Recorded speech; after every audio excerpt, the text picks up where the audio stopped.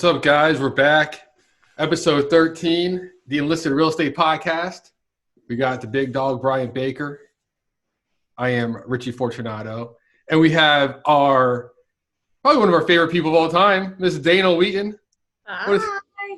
Dana, what's happening? Thanks for coming on today. I feel like I'm a guest on Howard Stern today. It won't be that much fun. Listen, nobody's going to watch this. Everybody watches Howard. So Oh, good. we're going to keep the bar low. So Dana is the area sales manager of Park Square Homes. And she was one time myself and Brian's manager. So she got to deal with that. So first question, I'm going to shoot right out, Dana, and I'm going to ask the same question to every manager that we interview. When you're interviewing for a new home counselor, what are you looking for?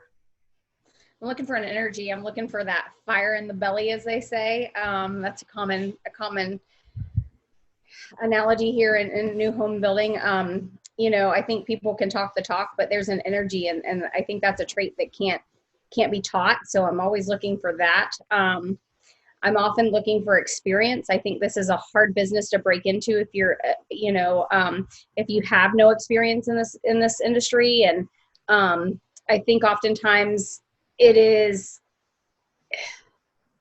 a situation where if you're coming from general real estate into new home sales, they oftentimes don't have a real good look as to what this job entails. And it's so much different than general real estate oftentimes, because you have to know, you know a lot more about construction. I mean, when you're selling them this piece of dirt and you're going to create the American dream, there's a lot of steps throughout that process, and it's a longer process. So, that fire in that belly, that energy that I think people can take them from start to finish, because oftentimes it takes months to get these homes, and experience. Those are probably my two top things that I look for. Experience and fire in the belly. So if somebody wants to get in and they don't have any experience, how do they get in? So I won't say that I've never hired anybody without experience, but I'm going to probably ask I think the interview process is going to be a little bit more grueling, simply because I want them to have a full understanding. I'm not going to paint a real pretty picture of it, because this is a hard job, and there's a lot of sacrifice involved. It's different than being self-employed. You have to report to somebody, and oftentimes you go months with no income. I mean, if you're not prepared for 6 months to a year, and you come in thinking this is going to be easy, it's not, and you're not going to be successful. Don't lie to everyone. It's not that hard. It's not. It's not that hard. You're absolutely right. But people come in with an idea that we make a lot of money, and oftentimes they don't realize the struggles in between making a lot of money and getting started in this business. And it's not a 30-day turnaround. It's not like you go out there, you get your buyer the first time, and wow, in 30, 45 days, you've got a paycheck sitting in your hand. It doesn't work like that here in most cases. And not everybody can be Richie Fortunato. And not everybody's lucky to have people walk in and put checks on their desk like Richie Fortunato. Yes, exactly. He sells more homes on vacation than he does in the office. Richie, you should use that though to your benefit. Be like, hey, Dana, listen, I sell more homes on vacation. You should just pay for me to go on vacation, and I'll have more sales. I have to have my doors open, Brian. It doesn't matter. Open, close. I went down to work the other day because he hadn't had a haircut. I was like, get some of Ginger's hair products. Dude, it's so bad. This is the first one. I think this is the first one without a hat. It is. I have to wear a hat. It's getting pretty bad up top. Listen, it's bad for all of us. I got some roots that just won't give. I'm seeing more gray in my hair than I ever thought I had. And so you went from when we met, you were working contracts. Mm-hmm. Like this girl did every job possible. So how did you, from going from contracts to sales to managing? So I kind of say that I was born into the business. I really wasn't born into the business. I was about 6 years old when my dad started as a builder with a competitor in the marketplace, and he started in construction. And so just watching him work. I mean, I spent lots of weekends out in construction sites as I was young. So I won't say it's in my blood, but I started very early. Are you pointing to somebody, Brian? Nope. Oh, and so one of my first jobs in high school was working for a national builder in the office. So I worked in contracts. I worked in the land department. Like they just rotated me around every department once I came in and helped get contracts up to date. So I worked in warranty, I worked in permitting, I worked in the design center. And so I had that experience. And then when I graduated, I kind of went out and did what I wanted to do and came home one day and I was like, listen, I think I want to go into new home sales. And so that was not entirely as easy as I thought it was going to be, because my dad was the division president at that point. And, you think, well, okay, I'm going to do this and get a job. Well, that didn't quite go as planned. Finally, the regional division president hired me because my dad wouldn't. And I had to work harder than everybody else out there. So, I got out of the business when I got married and I was trying to have my daughter. So when I came back and we met each other, I was actually the contracts coordinator, because the timing for me during my divorce and my daughter had some health issues, it just wasn't right. So I had somebody call me and say, hey, listen, I know you've worn many hats, but I need some help cleaning up, the contracts department, and I know that this won't be a long-term thing for you, but would you be interested? And it was the time for me to get back in. And I've always been incredibly passionate about it. I think that after being a new home sales counselor for several years and then, going back into contracts, you realize how important the paperwork is. And it can really, messed up paperwork can just make a bumpy road throughout the entire process. So I'd like to say that I'm a stickler about paperwork. Some might call me the contract police once or twice. But it's important. So, I don't think that there's a role in this job that isn't important. You got to know how the wheels on the bus turn to be successful in this business. Do you think it benefited you by doing everything, trying all the job? Absolutely.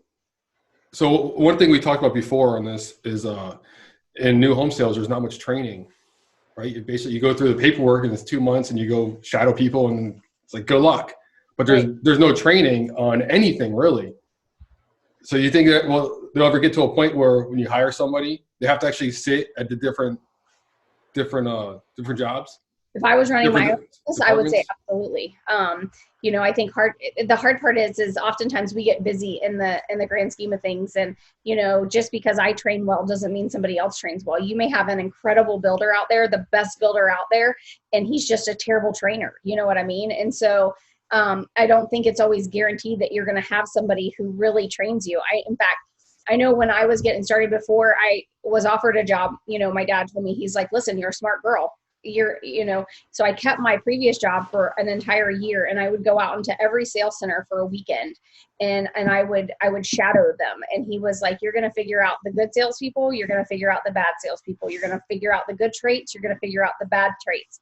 And so I was like, okay, great. So I did that for a year. And then I thought, okay, I'm going to get a job. And come to find out, he was like, oh, by the way, since you think you know that, now I want you to go into the finance department. And I want you to learn how the mortgages work. And now I want you to go to the design center. And now I want you to go to the title company.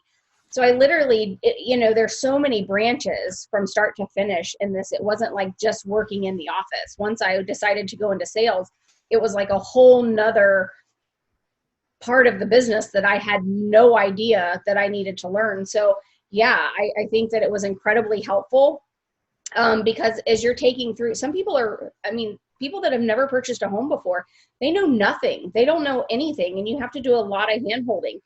And those who have purchased a home before, maybe they've never built a home before. And that's a whole nother realm of responsibilities of hand holding that you have to do. So there's a lot of different qualities and traits and skill that you need to be successful in this job. No matter how much training you offer, they still have to want to learn and be open to learning too, though. You know what I mean? Like it's the whole analogy of you can lead a horse to water, you can't make him drink. It's the same concept, And in this job too, in terms of being an area sales manager, the majority of it is common sense, but there's still trial and error. I had an experience not too long ago where I had somebody who tried to move in their home prior to closing, and I'd never encountered that before. So, we almost had to go through like an eviction process. And I was like, I had to take it to higher powers because I was like, and then the higher powers were like, I've never had this in the 30 years I've been in this business. So you're constantly encountering things that, you've never done before, but then you take that, you get through it and you put it in your back pocket and it's a tool that you'll use in the future. So for me, it's just constantly learning. And that's one of, when I moved on from sales, because it's just a different gratification that you get from sales. I mean, when you sell that buyer and they've got butterflies and, you feel accomplished, and so when you leave that role and now you're coaching, you have to find gratification in that. And for me, that's being able to help and support my team, overcome trials and tribulations that they encounter in the field. Yeah. Big change, being so hands-on and enjoying what you do. Cause, just working with you, that's, you were the first partner I had. Both of you we're getting the band back together. But, obviously you enjoyed what you did, like helping people out. So I can see that being, and I never even really thought about it in that sense, but like when you transition from actually selling and assisting and helping people all the way through that closing day and then closing on the home and then coming out of that position and now you're not, you do lose that sense of accomplishment where you're helping people. It's is there anything, was that a bigger change than you anticipated then, or? To some degree, I think, because, when you have that passion, I think for a while, it's like trying to find that new level of gratification. Like what's gonna, be that aha thing that really, gives you that gratification. And for me, it's negotiating sales. I am only as successful as my team is. And so for me to help them reach their numbers, to help them reach their goals. So every time I get to negotiate a sale and we can get those people over the finish line, to me, that's that gratification. Like I love negotiating sales. That's one of my favorite parts of this job. So do you prefer to negotiate or just the NHC to stay within their parameters? Well, of course, I would prefer that they stay within their parameters. But there's always, I feel like, I have to oversee almost every sale. So I get to see parts of it. But yes, I would like them to stay within their parameters. Oh, I'm just saying, if you want to. Oh, I'm just saying. Listen, I noticed Richie all of a sudden was taking notes. Like, hold on. He was like writing things down. Like, I'm going to keep that in my back pocket. Yeah. Dana don't give me nothing. But a hard time. Dude, everybody thinks Dana's like so easy on me. I wouldn't say that I'm easy on any of this team. People do think I'm easy on you, but I am not easy on you. I'm harder on you than I am because I know the potential that you have. Do you have a favorite? Ooh, on the spot. I like it. Listen, we're going to send this to the entire Park Square team. More than the other, The team is also different. It's Who's your favorite, Dana?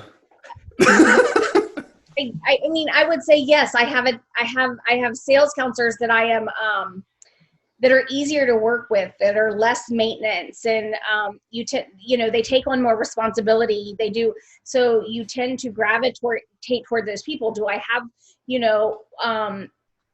ones that I like less than others? Yes, absolutely. But do I have one particular favorite? No, because I could be like, well, I like this one person, but this person does this, and I like, I don't know. No, I don't know that I have one favorite person. I heard. I know that's a shame for you to hear. That's what I was just about. In to my say. mind, that's what I heard. I basically heard, yeah, Richie's definitely, her favorite. Only if he would do his paperwork. If he would do his paperwork, that's right. Do paper, not just the reports or whatever the other crap. Richie, you should get an assistant. Oh, I wish. I used to have one, and she went to management.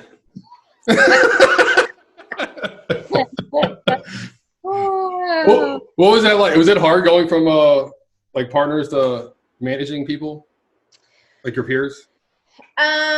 I think this is two-sided. And I think that I just told somebody this the other day that really wants to be in management. I said, there's pros and cons to it. And the pros of going into management with the company that you work for is that that company, the culture, the systems, all of that. One of the hardest part is, setting the right example and the expectation. So your peers, now that you were once a peer and now you're their boss, so that they'll respect you.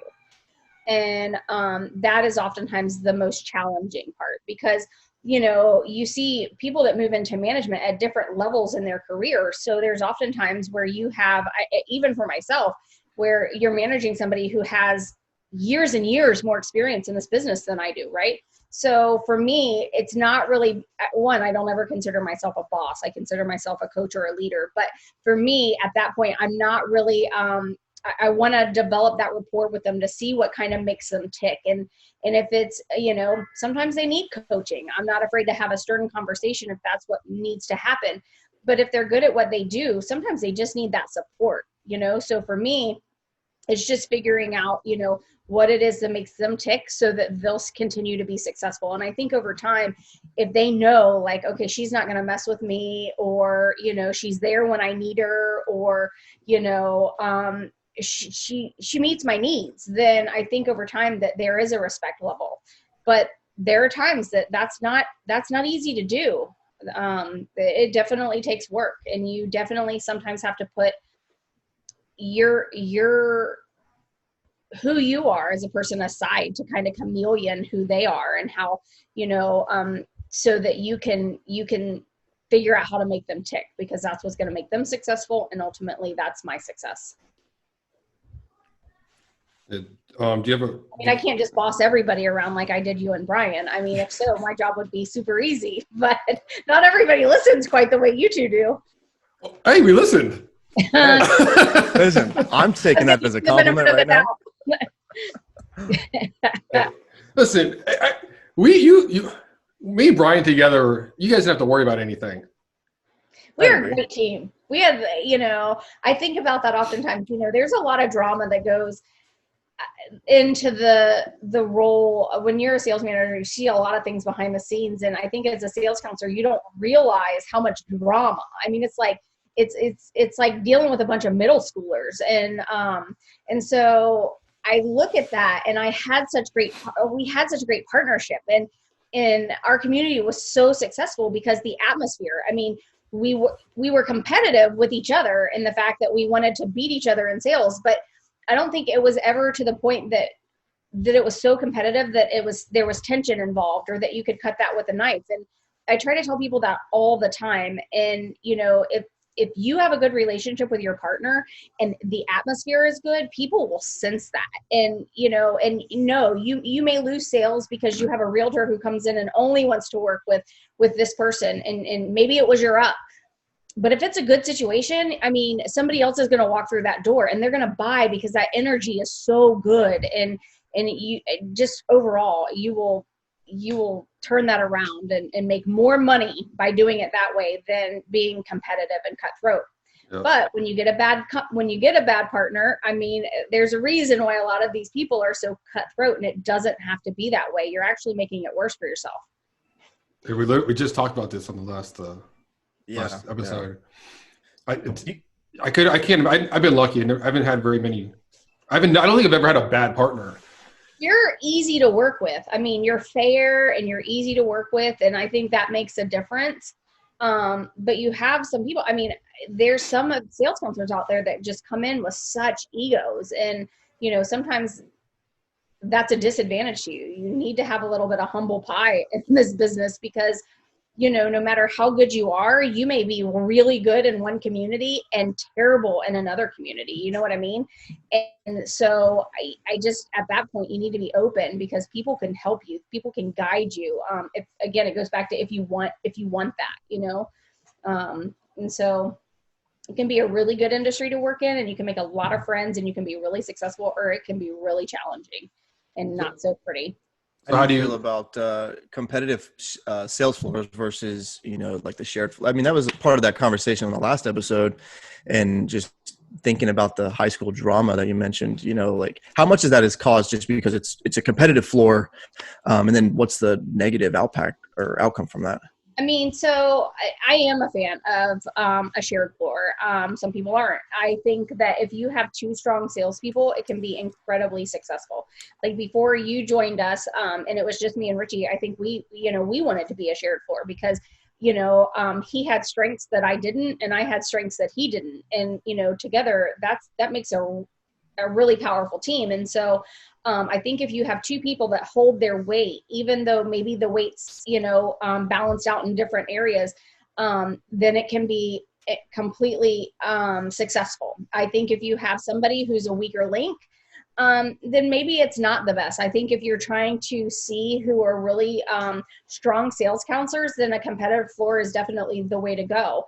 But I also think that if you're really looking for a culture about, one team, one family, or, a team environment, I think a shared floor is definitely a better opportunity. I think it's a hard choice because I don't think one of those answers is the right answer. Yeah, exactly. And so I think there's a lot of great situations, like you and Richie. I think that would have been a fantastic situation, both of you working. And then there's definitely others where, especially if you have a new sales consultant, as they, maybe their first time in the business, who knows if they're going to hold their weight. And next thing you know is you're doing everything and they're just like, man, this is coasting, so. You're like, I can be making so much more money without this. So yeah. I don't think it's going to work. It's, it's not a one size fits all. And it's a really hard decision. And I think for me, I like to be open to either. I like to say, okay, we're going to be on a competitive floor, but if I have two people that come to me and they're working well together and I see their strengths, and they say, hey, Dana, I'd really like to be on a shared floor. We'd like to do that. I'm open to that. If I have faith and trust that both of them are strong sales counselors, then I think it's going to be successful. I would definitely be open to that. If not, I'd probably say we probably need to sit down and talk about this, And I'd probably want to do a one-on-one interview with each of them to say, hey, listen, I know you're, to the one who's strong, I know you're strong, have you really thought through this? And if they just say, absolutely, I'm down, then, I'd give it a shot, but I would definitely do it on a time period, to see how it's going to work, because you don't want to just make it open-ended and then, right. It goes south and then you have two unhappy sales counselors. So you're talking about the drama earlier. How do you handle that?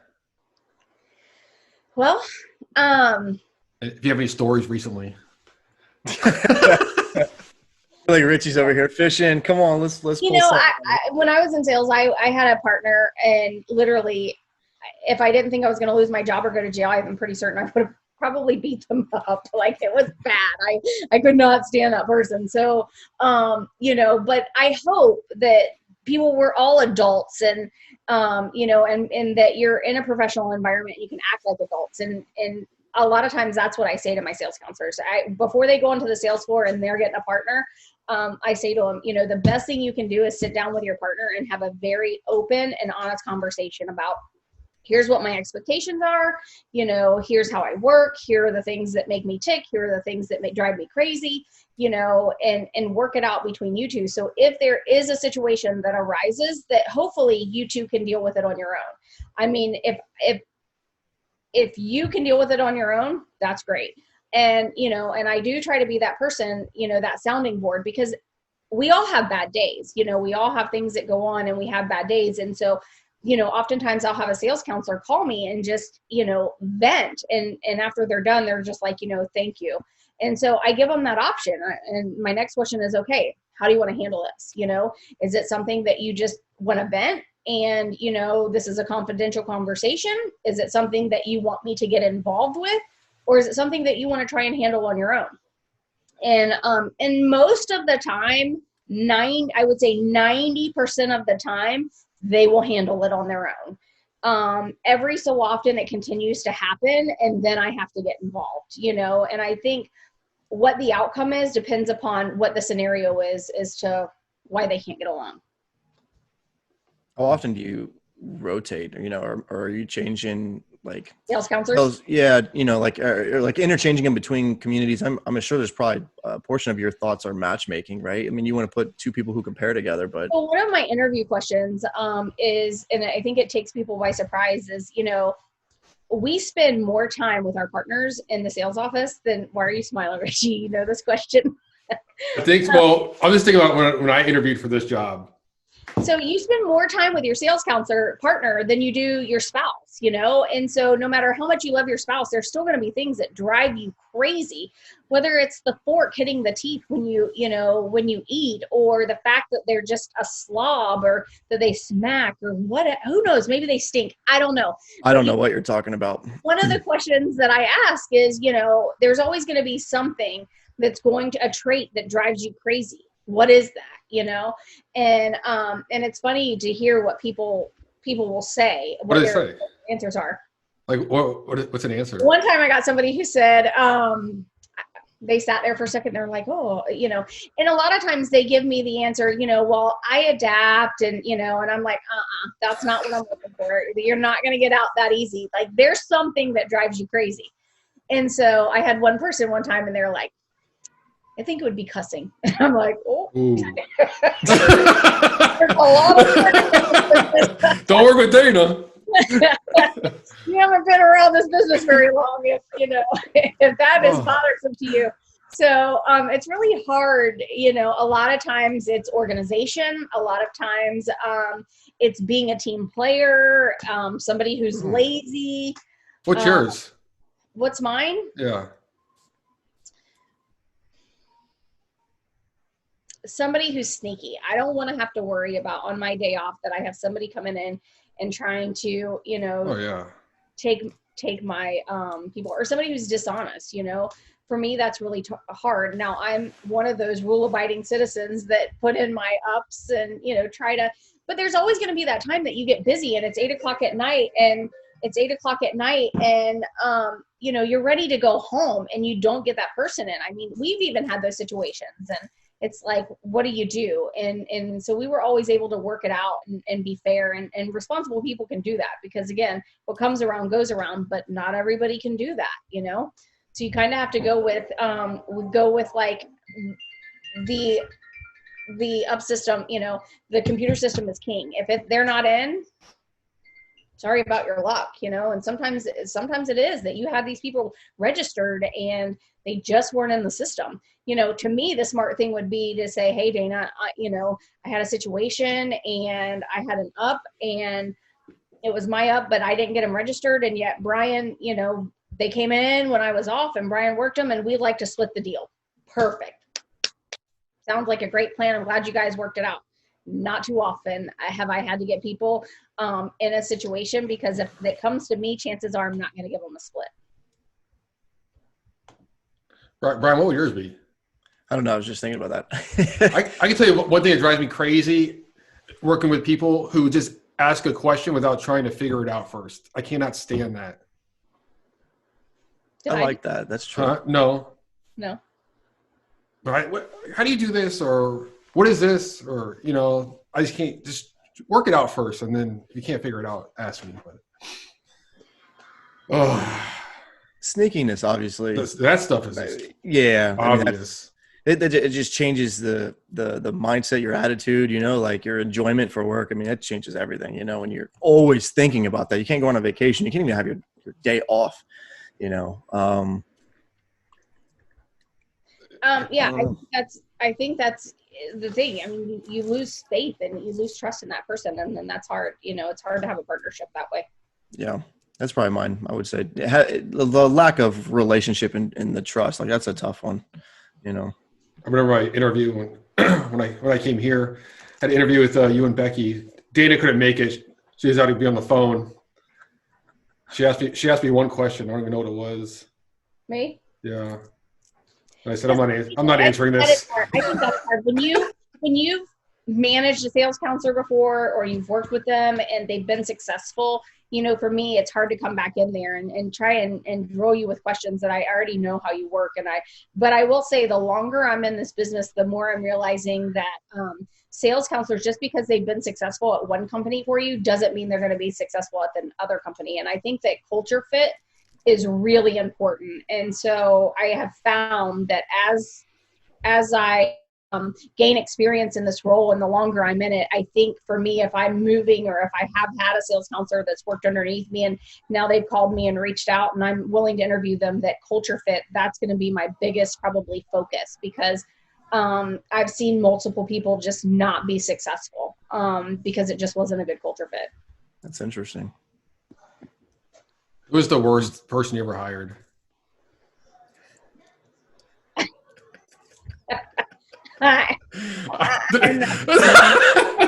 We can edit that out if you want. No, I'm just playing. Don't answer. Yeah. What was the hardest thing you had to do though as a manager?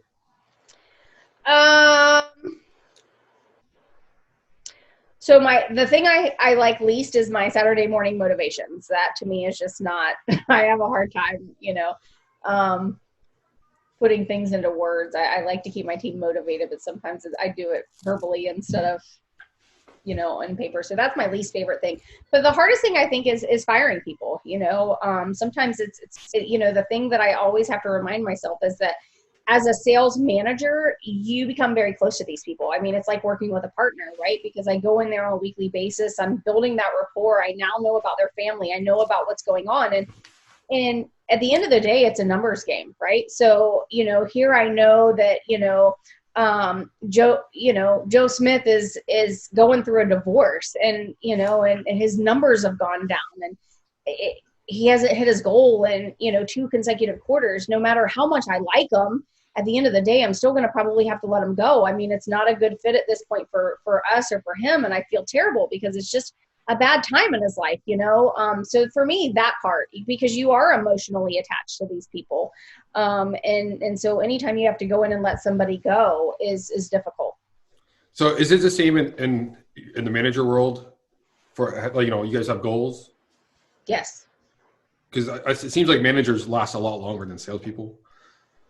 So, yes, we do have goals, and fortunately for me, I've never been in a situation where I've gone, more than a month without hitting my goal, or at least being able to get back on track with a quarter, or maybe you have 1 quarter, but then you come back and hit it annually.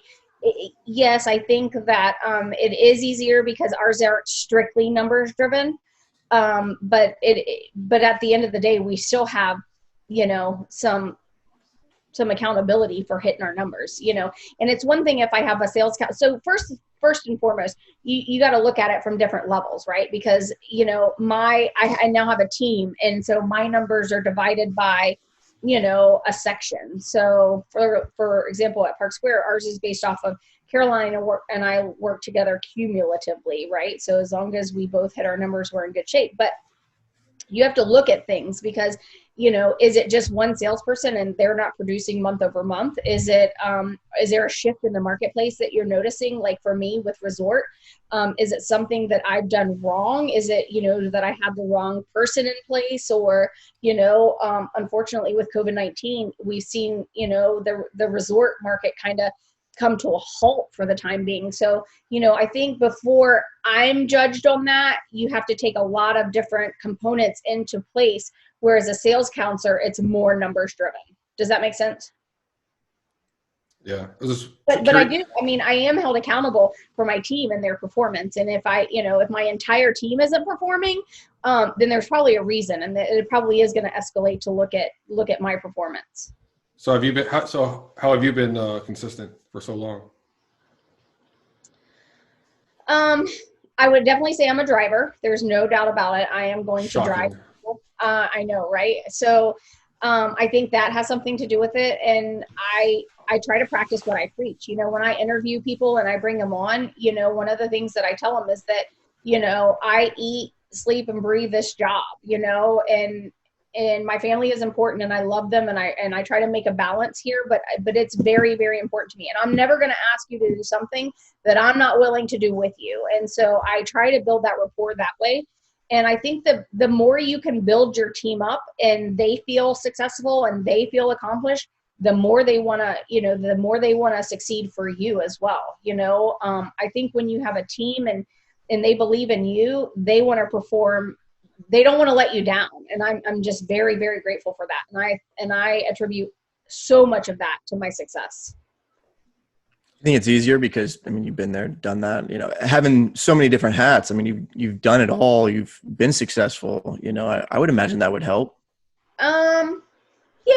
I think that helps, but I just think, again, I don't ever want my team to feel like I've lost the feeling. And sometimes, there is a fine line because I have to answer to upper management, right? So if they set something in place, whether I agree or I don't, I still have to, send it down to my team and get them to buy in some way, somehow. And sometimes that's challenging. But to some degree, I don't ever want them to feel overall, day in, day out that I've lost what it feels like to sit in the office. I've lost what it feels like to know that you guys are on the front lines, and it's not an easy job. You're the first person they see when you walk in, you're the first person they complain to when something goes wrong, and it's tough, and you make a lot of sacrifices to with your family and different things to do this job. And so for me, I always want to be empathetic and compassionate to my team because I know how hard they work, and I want them to know that I appreciate that, and I am thankful for them each and every day. Well, I know your team loves you because I think your team loves you so much just because you're genuine. It comes across. So we're happy to have you back. But guys, we gotta get going. Our time's up. Dana, thanks for doing this today. No worries. Anytime you want to have me back. Guys, check out Brian's sexy face on YouTube. Give him the thumbs up. That's right. Stream us on wherever you get your podcast. Hey, Brian, that's not quite the office furniture that I thought you'd have at this point in your life. Listen, that's an ongoing fight. Daily, I'm trying to take over the playroom right now, but they're pushing back. So they want their castle. And, yeah. That's it, guys. Episode 13. Thank you.